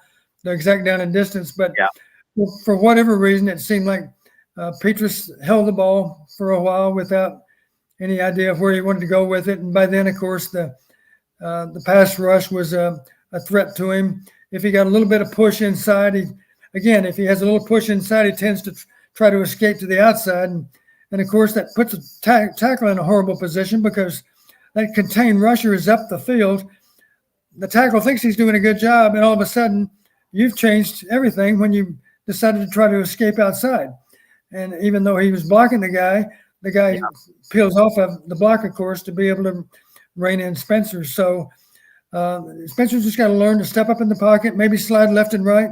I used to say this to the quarterbacks. Good quarterbacks, they see the field and they feel the rush. And I used to have a drill that was set up so that they could I forced them to keep their eyes downfield. And the point is, even in your peripheral vision, you can still see maybe more than what you realize. And I think with practice, you get better and better at it. But the bottom line, you need to see the field and feel the rush. If your eyes are always down into the pocket, looking at those pass rushers, obviously you can't find receivers downfield if that's the case. Here was one good sign. It was on an especially good throw. Spencer took a hard hit right after the ball was released. It was a good throw in spite of the pressure. The guy freed up inside and hit Spencer with good force. And Spencer, he just shook it off. It didn't seem to affect his next throw or the one after that. So that's a good sign that he took that hard hit. It was a pretty hard hit. And I'm sure he realized, well, I don't really like it. I mean, I've never coached a quarterback yet that liked to be hit, but it is part of the game. Once you understand that it's part of the game, then it's a little bit easier to deal with it. So the key for any young quarterback is eventually to get to the point where you can see the field and feel the rush. You're not looking at the pass rush, you simply sense it. And that does take a little bit of time to acquire that skill. Well, what it seems like, or what I think I'm seeing is for Iowa on 3rd and long, we're almost a tad bit predictable. Like we're not going to a shorter, quicker throw or a quicker read. Like we're almost looking for something longer downfield to try to gain that chunk yardage. And I think for defenses, it's almost like they know what to expect. So they're kind of sending, a linebacker or somebody else, to the line of scrimmage, and we're getting those sacks. And I couldn't tell if it's just me looking at it that way or if it's other fans. I will say this. I will say this as an old play caller. That idea that you always have to throw the ball beyond the first down marker, that's nice if you can find routes that are going to get that done for you. But the truth of it is, if you throw the ball short of the first down marker and you throw it with good accuracy and the receiver has a chance to run out after the catch, oftentimes you can, even if it's 3rd and 10, you can make a 5-yard throw as long as you're able to lead him and give him a chance to catch the ball and accelerate out of that catch. In so many cases, he's still going to be able to make that first down yardage. That's kind of what you're talking about, especially when you're protecting a 17-point lead or a 14-point lead, whatever the case might be. If you're playing from in front, if you've got a lead and you're already in field goal range, well, there's a chance, of course, if 3rd and 10 turns into 4th and 2, maybe you do decide to go for it. You threw the ball short of the marker. Even if you gain 8 yards and you decide to kick, you're obviously – it's much more of a chip shot than it was because you just gained 8 yards in field position. So there's nothing wrong, especially when you're protecting a lead, with throwing the ball short of the marker. That's especially true if these are routes that give a guy a chance to run out after the catch. By that, I mean what we call drive routes. Some people call them under routes, where you're running across the formation. And maybe if it's against zone, of course, you have to understand where to gear down and be open. If it's against man, of course, you don't slow down. And you expect the ball way out in front because there's a guy that's in hot pursuit right there on your backside. But a better example would be slant routes. I love slant routes, or bang routes as we call them, deeper routes. They're just extended slant routes. If you can hit those with the receiver in full stride, now maybe it's only a 6-yard throw, but it gives him a chance to run for another 10. And now you convert, even though it was 3rd and 10, you convert with a 6-yard pass that gives a receiver a chance to run after the catch. Hope that helps. I'm kind of supporting what you're saying. You don't have to always throw the ball beyond the chains. No, But if you throw it short, you better give the guy a chance to run for the additional yardage. Yeah, we've got some guys that have speed and have some quickness. Now, granted, they may not be your 4 and 5 star recruits, but we have guys that are good, solid football players. Give them a chance, give them an opportunity, and get it to them quick. I won't take too much of your guys' time. Again, kudos to Phil Parker and what he's done with the defense. I think he's done an excellent job, especially breaking in new defensive line starters. We look fantastic, and I couldn't agree with you guys more. I think as Spencer keeps going, he's going to keep improving. Same thing with the offensive line. I think they are going to improve, and time will tell where it takes us. So, guys, I appreciate the call. We appreciate your call, Vincent. Thanks for calling. You know, another possibility, Corey, that comes to mind, and if you think about it, it makes sense. 3rd and long, of course, the defensive linemen are thinking about heating up the quarterback so you get a strong pass rush. And if it happens to be against zone coverage, that's another good time, of course, to think screen pass. I think we only threw one screen today. I think we only threw one last week too. So those are plays you may see more of in the future. It's certainly not that we don't know how to run them. We've had some good screen passes in the past, and I'm sure we'll have some in the weeks ahead. I am trying to get through all the questions, and Coach promised us an hour of his time. Don, are you comfortable hanging out with us a little longer, given the fact that this is a Cyhawk victory? Sure. Okay. All right. We got a couple I more think the questions. listeners deserve that. All right. We got a question from our chat room, Mark 728. What is the upside on Petrus? You want to answer that, Don? Well, he's got a good, strong arm. You know, if he has to throw the ball into a really tight window, and there are times when you have to do that. The most obvious example would be maybe we're trying to go for a game-winning touchdown. It's 4th down. Obviously, you can't take a sack. So if your only option downfield is a tight window, then you got to have the arm strength to be able to fit it in there. There was one time today where he threw the ball with a lot of velocity. It was into a pretty tight window. That's why he really gunned the ball. I believe it was Laporta, I think. It was a difficult chance. 3rd down. I don't know if it was, 3rd down and long. Was it broken up or was it dropped? I don't know. Coverage was close by. I'm not sure. You'd have to go back and look at it to assign more blame to one player or the other, or more credit, I guess, to the defender. Maybe you can blame Laporta too. But it was a tough chance because it was a fastball. It came in with a lot of pace. And, of course, Laporta's got good hands. But even guys with great hands will tell you it's a little easier to catch a 95-mile-an-hour. A Major League Baseball catcher will tell you maybe it's a little easier to catch a 95-mile fastball than a 100-mile-per-hour fastball. So the ball's getting there a little quicker than what you're comfortable with. And obviously you got to be able to cushion that throw when it does hit your hands. And a defender's always nearby to jostle you around and make it more difficult to contain it also. And again, this may be just me building up the hype. But in answer to that question from Mark 728, again, I know it's one throw. The throw to Charlie Jones in the end zone, to me, looked like an NFL quarterback. That one throw, and I'm not, again, you got to play a complete game. I get it. But that was a really, really nice throw. And you're right, Don. He's got a huge arm. And as he gets more comfortable, I believe his upside is very high. Now, will he meet that? Of course, that's yet to be determined. Yakov 22 here, Don says, Iowa appears to be the best team in the Big Ten. And I don't believe Yakov 22, he is very active on Mark Rogers' main channel. I don't believe he is a homer. I don't think he's an Iowa fan. I could be wrong on that. If I'm wrong, Yakov 22, I apologize. But that is an unbiased comment from a college football lover. Well, I would simply say we have a chance to become that best team in the Big Ten. I don't think there's any reason to give anyone credit for being the best this time of the year because it's going to be proven over the next couple of months. So we have a lot of time to sell that idea that we're the best team in the Big Ten. That's going to require some work on our part. And let's face it, there are a lot of other people that are aspiring to get that same thing done. Right now, I'll give you an example. Right now, if you're a Purdue fan, you're probably feeling pretty good about Purdue football. Last time I checked, I believe they are 2-0. I think they won convincingly today, but that's not saying much because UConn's in a shambles right now. But let's face it, Purdue does play us well.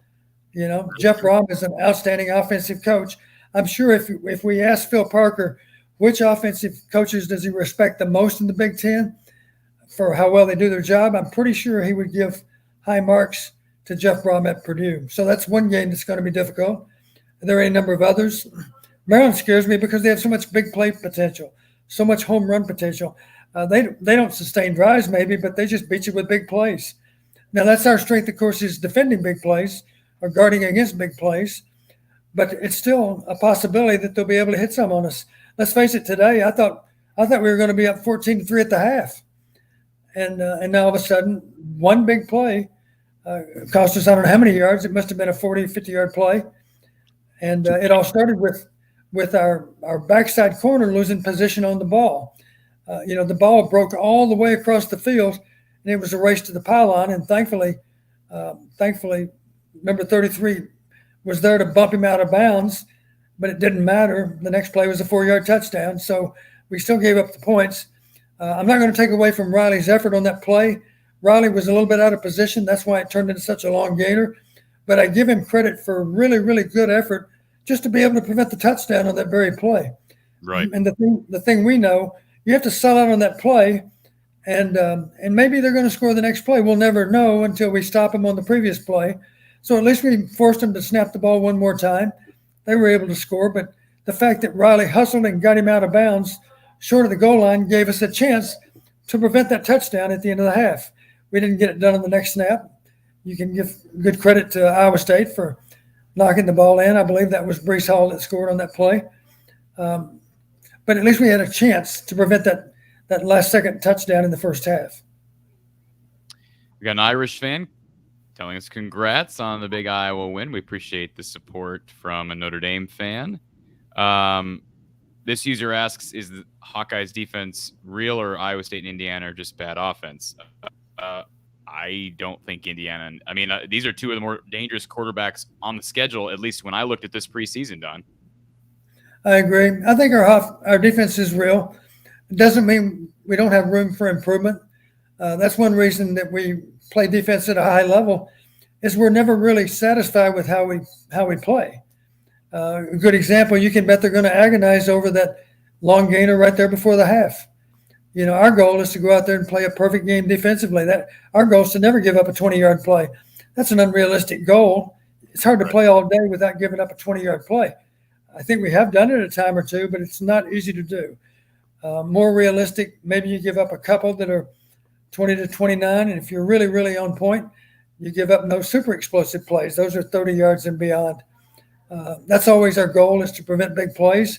I think we're going to accomplish that goal, not all the time, but almost all the time.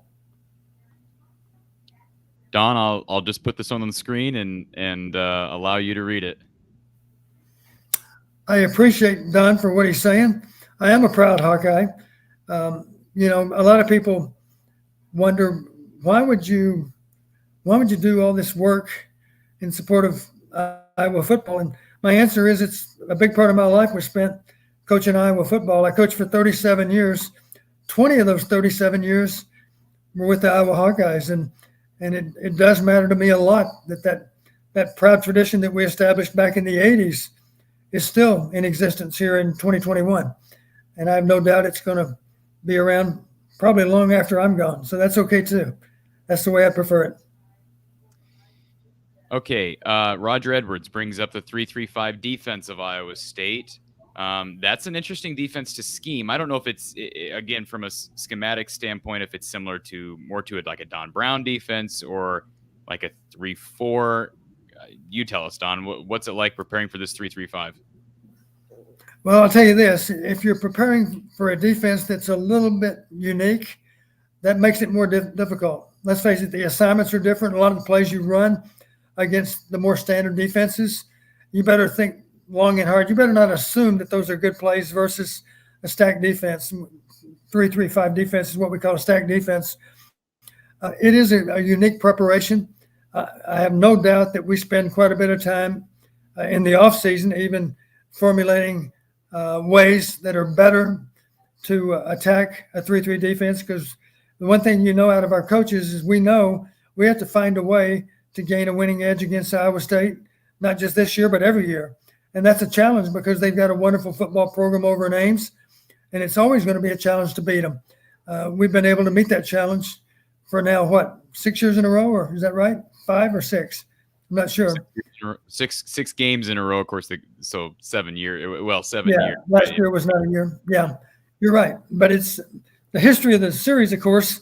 We have an edge, but not a huge edge. I will remind people, sounds hard to believe now, but we actually won 15 straight back in our days, back in the 80s and 90s. And if you know probability again, just imagine we were 80% assured of winning all 15 of those games. Now multiply 0.8 times 0.8 times 0.8. Do that 15 times and see how small the number is. It's pretty amazing that you could beat anybody 15 times in a row. And yet we did that, and that's something we can be proud of. Okay, this is a shot directed at me, Don, because I picked the JP calls them the Cry Clowns. I did pick Iowa State to win this game by 1. So listen, Don, I can't think of many moments I was happier to be wrong. So, anyways, I'm sure my wife could pick a few moments where she wishes that I was willing to admit I was wrong, but I'm willing to admit I'm wrong today, Don. So appreciate that. Maybe the talk in the locker room today would be, could you believe Corey picked against us? We're going to show him. Maybe that's why we won. Hey, wherever it takes, right? Bulletin board material. All Country Boy says, has Iowa ever had a better start than this year? Well, we're only 2 games in. Obviously, Iowa rarely plays 2 marquee opponents weeks 1 and 2. So maybe it's a valid comment. But again, we are just 2 weeks in, Don. You know, the year that comes to mind for me was 1985. I'm not sure, but I do remember this. After we beat Iowa State, we beat them badly. We were coming back from Ames, and I think that's when we found out we were voted number 1. I think that might have been game 2. I don't recall who we started with, but obviously we got off to a good start that year. Otherwise, we wouldn't have been number 1 ranked after just 2 or 3 games. So that start in 85 might be similar to what we've got now. You could argue, though, that we beat more quality opponents this year than we did back in 85. So in that regard, this is one of our best starts ever. Okay.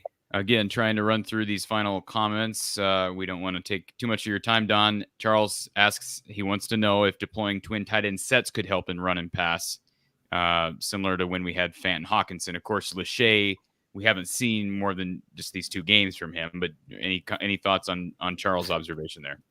I did make a comment. Really, it was about both teams.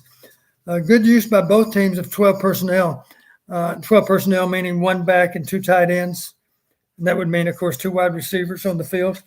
And the nice thing about both us and Iowa State, they have 2 good tight ends also, if there's any number of snaps in a game. But the thing that's kind of unique about both of us, we don't line up in the traditional way. Just because we're in 12 personnel doesn't mean that we won't have 4 split receivers. The tight ends might be inside receivers, but they're not adjacent to the tackles. So in that regard, it's a 2-by-2 formation, if you will, a slot over here, a slot over there. It could be 3 on one side and 1 on the other, of course. Tight ends move around a lot. Sometimes they end up as fullbacks, sometimes as tight ends, sometimes as inside receivers. But those are all, I think it bothers defense for you to have multiple formations involving the same personnel. Both us and Iowa State do a good job with that when it relates to 12 personnel. All right, let's run down the list here. Don't want to miss anybody.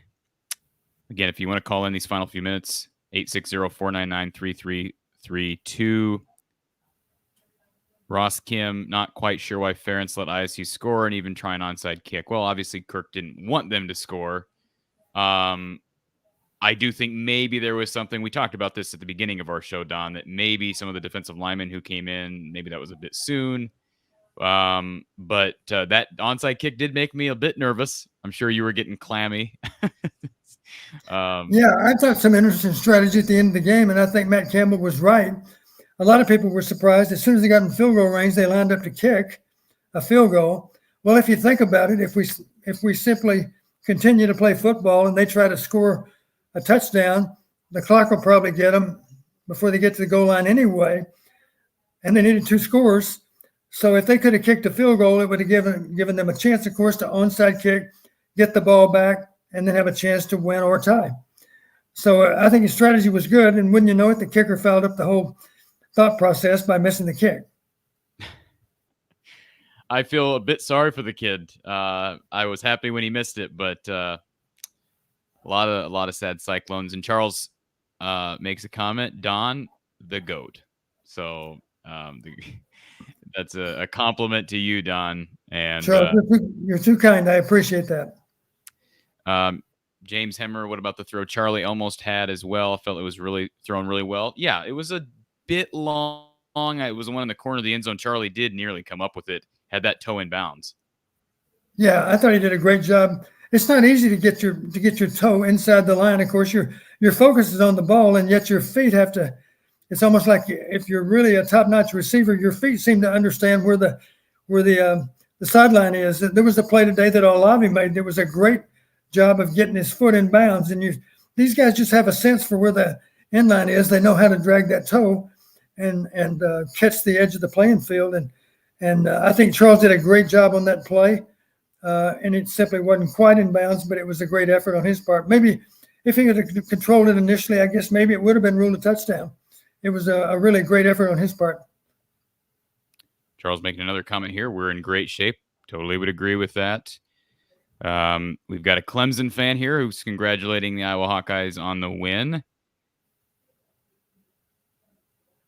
see here. Ross Kim, aside from Wisconsin, who do you think will be formidable in the West? Well, Don brought up Purdue, and everyone else has a loss, right? Well, Illinois doesn't have a Big Ten loss, but boy, they did not look good this morning. I didn't actually watch the game, so maybe I shouldn't say that, but the score did not look good. I watched for those first two Virginia scores, and at that point I gave up on them because it was 14-0 and we played 5 minutes. I was pretty sure it was going to be a long day for the Illini. Yes, and it certainly was. And Brett's got some work to do. I mean, it looked good week 0, but not everybody can be Nebraska. So, all right. Hummus Hero brings up Purdue. It's probably Iowa, Wisconsin, Minnesota in that order. Minnesota, of course, losing Ibrahim really hurts them. They looked really good against Ohio State while Ibrahim was playing. I just don't know if they have the horses now. Let's see here. All Country Boy, maybe it's time to pull in the reins a bit. Adam Appel, we love you, Don. Let's win the Big Ten. Well, you are getting the love tonight, Don. People are in a great mood, and they are thankful that you are here with us. Glad to be here. Ross Kim, just improve our offense. Well, there is time to do that. I did pick Northwestern to beat Iowa. Preseason, I picked that. From what I've seen from Northwestern, it's not a team that really scares me. I'd also pick Maryland to beat Iowa. I just thought it was kind of an odd, you're on the road out east on a Friday night. I just thought it was kind of an odd game. And so I don't know that I'll pick that game the same as my preseason predictions when that game comes, but I did pick Maryland to win that game, Don. Maryland still scares me. They're a dangerous football team. They beat West Virginia last week. I don't know what happened today. Any idea? You know what? I've been, like I said, I'm just so zeroed in. I'll have to. Yeah, I feel the same way. I don't know much. I know Army won. I know Illinois lost. That's about it. PKL gives us an update on College Game Day next week. Let's see. We're getting towards the end of the list here. How many games do you think our special teams will win us this year, Don? I don't know how many games, but I'll say it this way. I think we will win the kicking game maybe all the time. If we fail to win the kicking game, it'll just be a game or two. That's how sound we are within our kicking game. And I don't know that much about the teams that we play to know if somebody might be able to certainly have a chance to beat us in the kicking game, of course.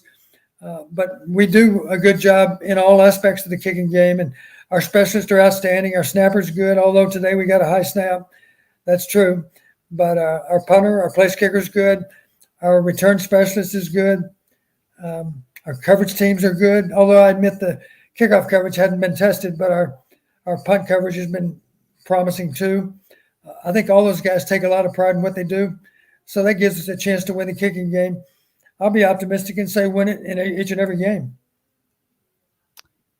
All right, we do have a call for you, Don. Thank you for calling Iowa Postgame at the voice of college football. Who do we have on the line? This is Vincent again. Hey, Vincent. Hey, just two questions. First one, Don, I know when you first got with Iowa, you were, I believe, an assistant with the secondary. So I wanted to kind of get your take. What's your take on the cash position? Are you a big fan of that, or do you prefer the more traditional 3 linebacker set when it comes to defense, or what's your take on that? Well, nickel defense has been around a long time. Now they have a more exotic name for it. They call it the cash position rather than the nickelback. Same principle. I think it's good when we can match our defensive personnel to the personnel of the other team that they put on the field. Simple example: if they do line up with 2 tight ends and 2 backs in the backfield, we're kind of crazy not to have a 3rd linebacker in there. And if he's a little bit bigger than our cash defender, that's a good thing. Number 5. I think I don't know what he weighs right now, but it looks to me like he's a really good option for us when we do go with a 3rd linebacker. On the other hand, if number 4 is playing as a cash, that's a good look too for us. So I think anytime you find 11 personnel or 10 personnel, I don't know for sure that you know what I mean when I say that. 11 personnel would be 1 back and 1 tight end. That would mean there are 3 receivers on the field. 10 personnel would simply be 1 back and no tight ends. And that would mean you got 4 wide receivers on the field. Against either one of those 2 personnel groups, you need to have nickel defense on the field. That would be number 4 out there. Although number 5 appears that he could do it as well. He's got a great future ahead of him. I like the idea that those guys are almost interchangeable. I think we could play sound defense with either one of them versus any and all formations. That's how good those 2 players are. Yeah, Justin Jacobs, I thought, for a guy coming out of Ohio, a higher rated kid, kind of came into his own today as a player. And I think, I've always been used to the traditional 3 linebackers within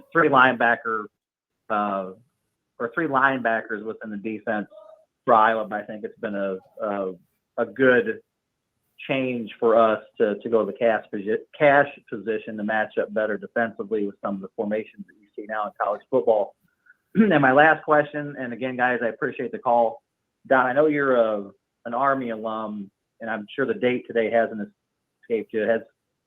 Given 9/11 and your history with the Army, has anything changed for you?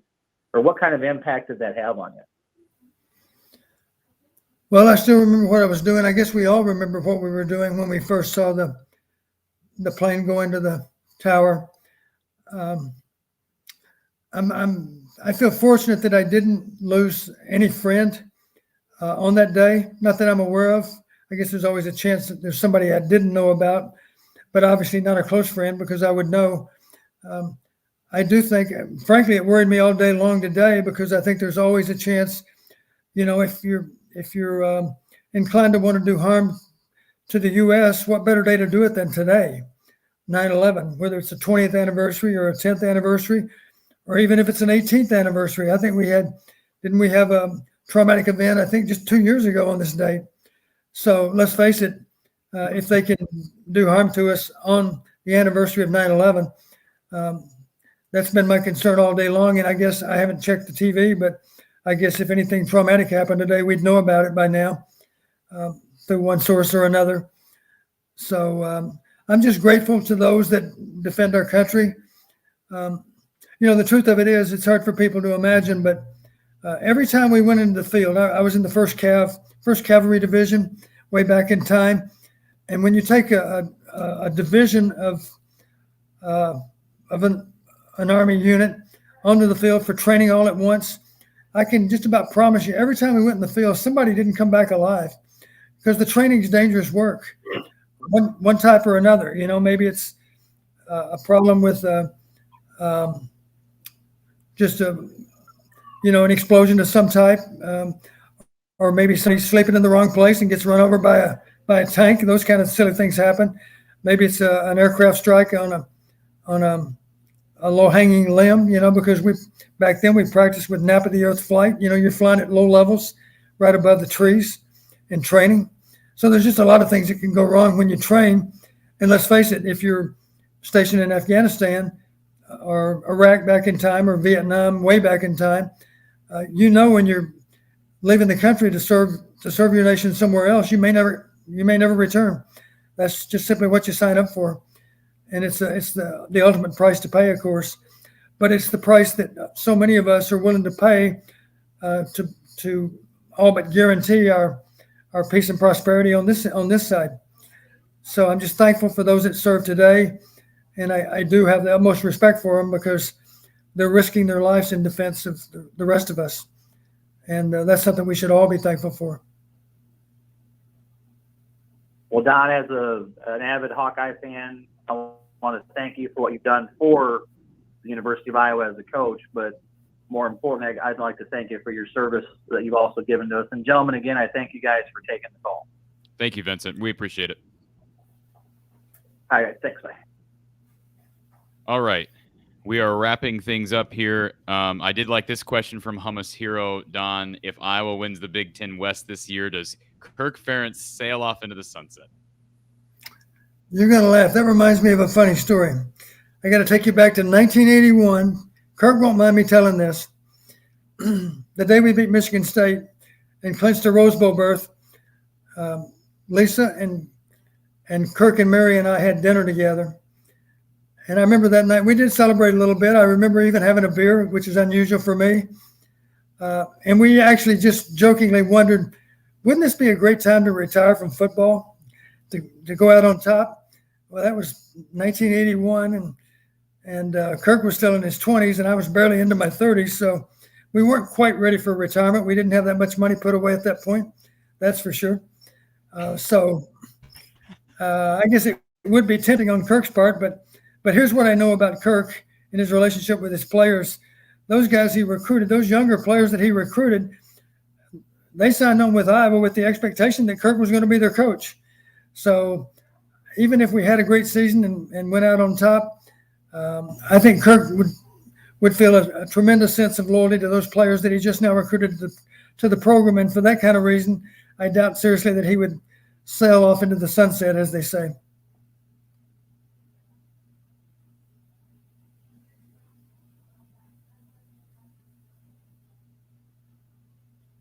Corey, are you still there? Can you hear me?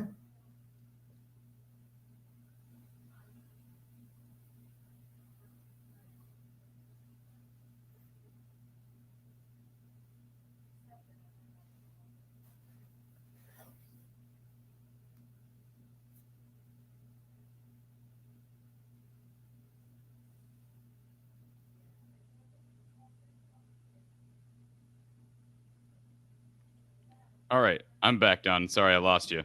Okay. No problem. Are we off?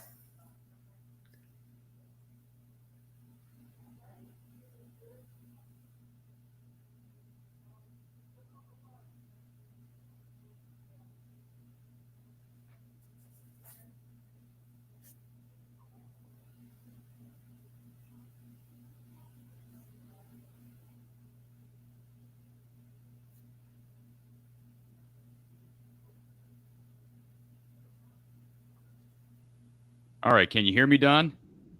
Yes, you're back now. Okay. I was going to call you. I apologize for that. Maybe that's. Are we off the air? Yes. No, we are. We are on the air. Maybe that's going to say. Maybe that's my signal that I'm running you to 2 overtime, Don. So I apologize for that. No problem. And I think that was basically it. I see some comments here, but let's see here.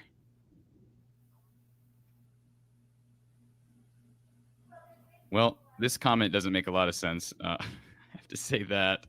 All right. There's a comment.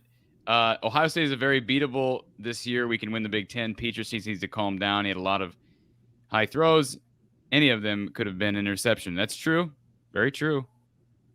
But as far as today, this B. Wagner sums it up. Want to thank Coach Patterson for his wisdom and his insight. And Don, I would agree with that. We really appreciate you hanging out with us for an extra long period of time this evening and dealing with some of our technical issues as well.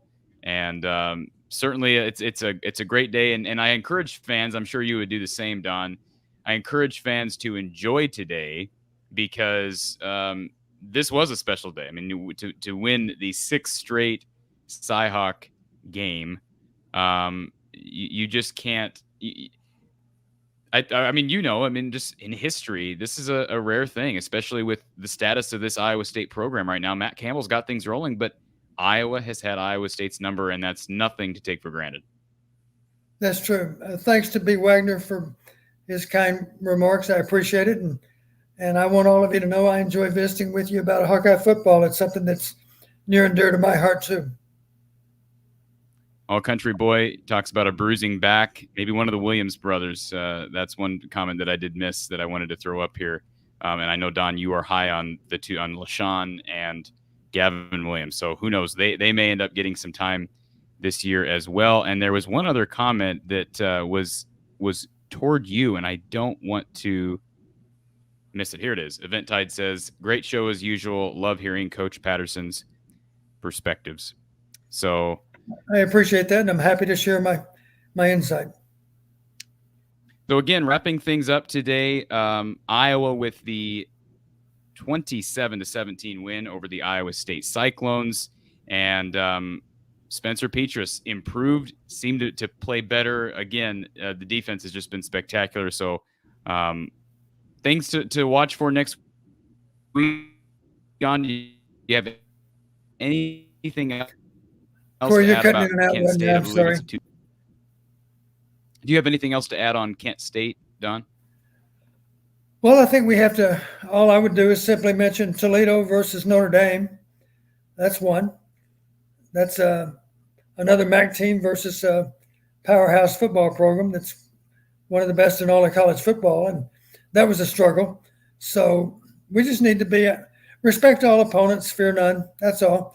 We need to give Kent State the proper respect they deserve. We need to expect them to show up and bring their best possible game, because it'd be a huge feather in their cap if they could somehow find a way to beat us. So we got to approach that game just as we did the Iowa State and the Indiana games.